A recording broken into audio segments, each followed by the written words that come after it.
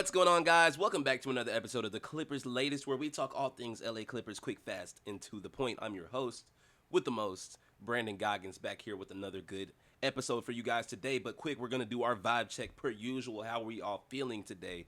I hope that you guys had an extravagant day today, and I hope that if you're watching this at night, that you had an extravagant day and that you're going to have an extravagant day tomorrow. I know that's not a word, and I don't really care. But what I do care about is what we're going to talk about today. So without further ado, let's get straight into it because there is a lot per usual to talk about.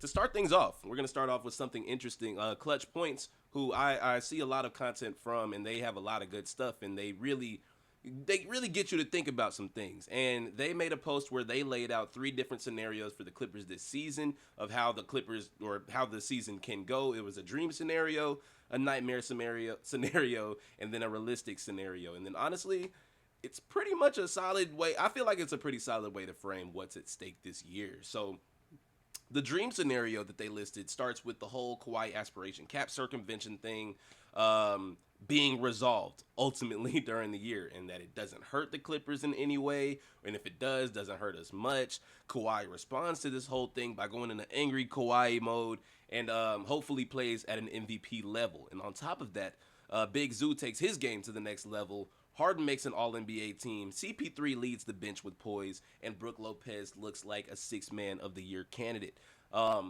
That's how you get to 54 plus wins and the franchise's first championship after a dream playoff run. Now, let's go to the opposite side of the spectrum and go to the nightmare scenario. Um, I was just making sure that I changed everything. But the nightmare scenario is that Kawhi's contract gets voided mid-season. Womp womp. The team gets crushed with the fines that will come with it, the draft pick losses that come with it, and everything else that will spiral. The off-court chaos will bleed to on-the-court production, and the season will just ultimately fall apart. And they win maybe 35 games and miss the playoffs completely. Basically, the worst possible outcome of this investigation. And then there's the realistic scenario, which I feel like most people would probably expect. Harden and Big Zoo are going to play big roles this season. Regardless of what happens with Kawhi, CP3 is going to run the bench effectively, being a leader for, that second unit. Collins is going to lock down power forward minutes, and guys like Bogey and Brook Lopez are going to give us an impact off the bench as well. We still got a deep team regardless, and that version of the Clippers wins 50-plus games, earns a top 6 seed, and enters the playoff as a dark horse team that no one wants to see in the first round, in my opinion. Now, they didn't mention anything about Kawhi in the realistic scenario because I guess you can't really measure that at this moment. But my assumption is that Kawhi will be fine and do his thing per usual. Because given that, in combination with everything that I just listed, I think that there can be something. I think there can be something there. All three paths are on the table, of course, and it just shows how high the ceiling is and how low the floor is for this team. So I hope that it's closer to that ceiling than it is to the floor. I don't really like the floor too much. It's dirty. People walk on it. Ceiling is high above. You can't reach us. You feel me? Think about it like that. But staying on the topic of, Clippers season looking ahead, the countdown is officially here.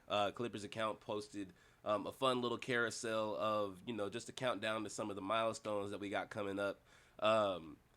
We are officially one day away from Media Day. And I know that we had a talk a few episodes ago about Media Day, but I guess, not aware that was only for certain teams, but that's just when it started, like, for the league. But we all have our own Media Days. So as of the time that I'm recording this, tomorrow will be Media Day, but while you are watching this, it will be Media Day. So from my perspective, it is 1 way away from Media Day, 2 days away from training camp, 11 days from preseason, 24 days from the regular season, and 26 days from the home opener. And the Clippers' journey starts tomorrow. I couldn't be more excited. Obviously, starting off with Media Day, the big question is, like, what does it look like? Are we going to get big three pictures with Harden, Kawhi, Bradley Beal? Is Kawhi even going to be there? If he is the social team going to post it, or are they gonna like keep him out of the spotlight? How they've been doing the whole month. Um, I don't know. If he's there, how many questions is he gonna get about the investigation, and how much can he really even say about it? Like when he's asked about that, because you don't want to say anything that would further incriminate you at all. So I'm sure he's been getting plenty of PR training regarding this because inevitably he is going to get asked about it.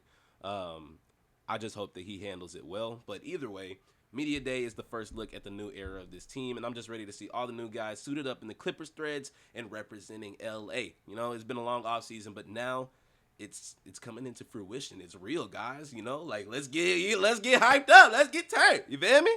You know, seeing this roster together for the first time is gonna bring a whole new wave of energy. It's gonna bring a smile to my face, and I can't wait to watch it all unfold. Now, speaking of seeing the new guys and some new threads, the Clippers, we just talked about how we just waived three guys, Ty, Fremantle, and Funk, but they actually went out and made a couple of additions to, I guess, make up for them waiving those three by picking up two people. The first is John Pulakaitis.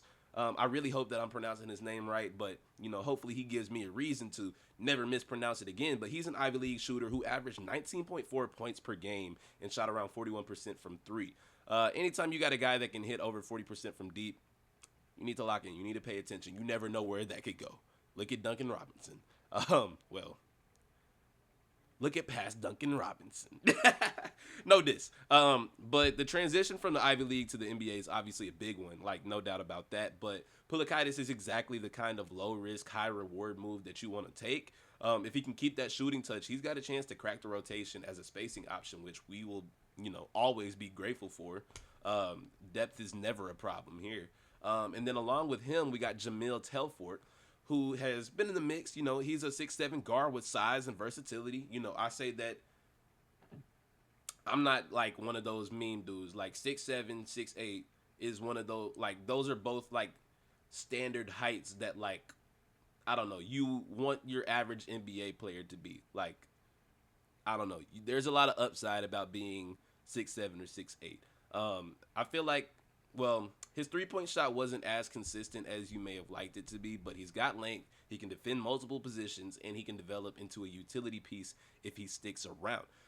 Neither one is obviously going to be a lock to get big minutes right away, but these are smart moves. You add depth, you add shooting, you add competition to training camp, and who knows? Like, sometimes, like, it's these under-the-radar signings that end up surprising everybody. It's happened before. Hopefully it can happen to us,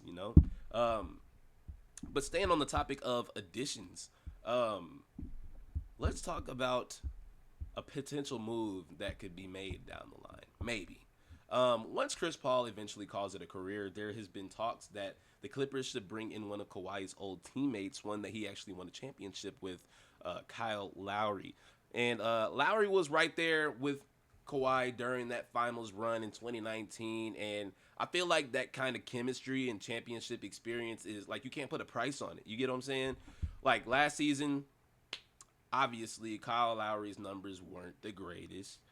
He only averaged about 4 points per game on 35% shooting, but at this stage, it's not about the numbers. It's about his leadership, his, like, the culture that he would bring, someone who knows how Kawhi operates, to be able to get one of the, would standoffish be, I'm going to say standoffish here, to get one of the standoffish dudes, one of the more standoffish dudes in the league to be so riled up and so passionate to get him, to turn into that, whatever he turned into in that 2019 playoff run, to be able to to finish that and win that title. I feel like, he's only able to do that if there are people around him bringing the best out of him. You get what I'm saying? And I feel like Kyle Lowry has proven that he is one of those teammates that can do that.